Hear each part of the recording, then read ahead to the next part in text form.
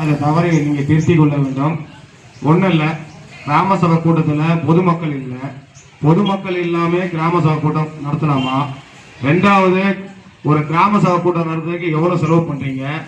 ரெண்டாவது, மூணாவது கோரிக்கை, மாதம் மாதம் நம்ம பஞ்சாயத்தில் எவ்வளோ வருமானம் வருது, எவ்வளோ பணம் கொடுக்குறாங்க கவர்மெண்ட்லேருந்து, அது எவ்வளோ செலவு பண்ணுறீங்க, எவ்வளோ இருப்பணம் இருக்குது, அதை தெரியும், எங்களுக்கு தெரியும், பொதுமக்களுக்கு தெரியணும்.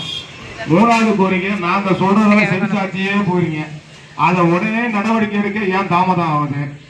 அடுத்தது, இந்த இது என்ன, துப்புரவு பணியாளர்களுக்கு சரியாக சம்பளம் கொடுக்குறீங்களா? அவங்களுக்கு கோர்ஸு, அந்த அவங்களுக்கு அப்பப்போ ஹாஸ்பிட்டல் அழைச்சி போய் மாதத்தில் ஒரு வாட்டி ட்ரீட்மெண்ட்டுக்காக அழைச்சி போய் செக்அப் பண்ணுறீங்களா?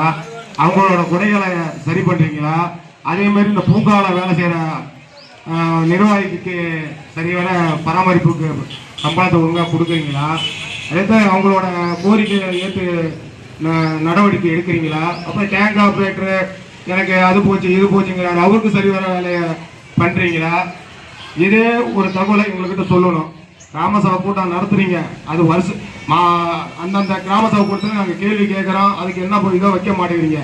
இப்போ வந்து இவ்வளோ சார் படித்தாரு, இதில் ஒரு இதில் இவ்வளோ திட்டத்தில் இவ்வளோ செலவு பண்ணிக்கணும், ஏன் ஒரு பேனர் போட்டு வைக்கக்கூடாது சார்? ஏன் இந்த மக்கள்கிட்ட போய் ரீச் ஆகிற மாதிரி சொல்ல மாட்டேங்கிறீங்க?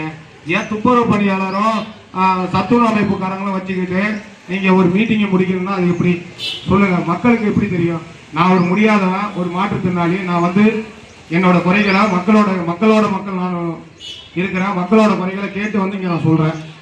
நீங்கள் இதுக்கு தீர்வு பண்ணணும்.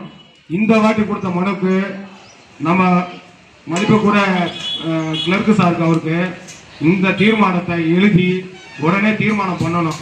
தீர்மானம் பண்ணிட்டீங்கன்னா, நீங்கள் பண்ணிட்டு நீங்கள் நடவடிக்கை எடுக்கலாம். அடுத்தது கலெக்டரேட் இந்த மனுவை ரிட்டர்ன் போகும்.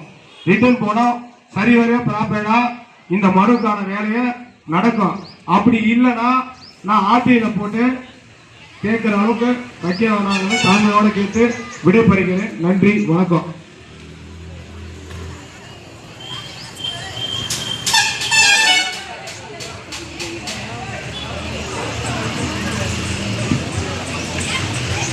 தூய்மை காவலர்களுக்கு முன்னாடி தான் உட்காந்துருக்காங்க, ஒரு குறையும் வைக்கிறதில்ல.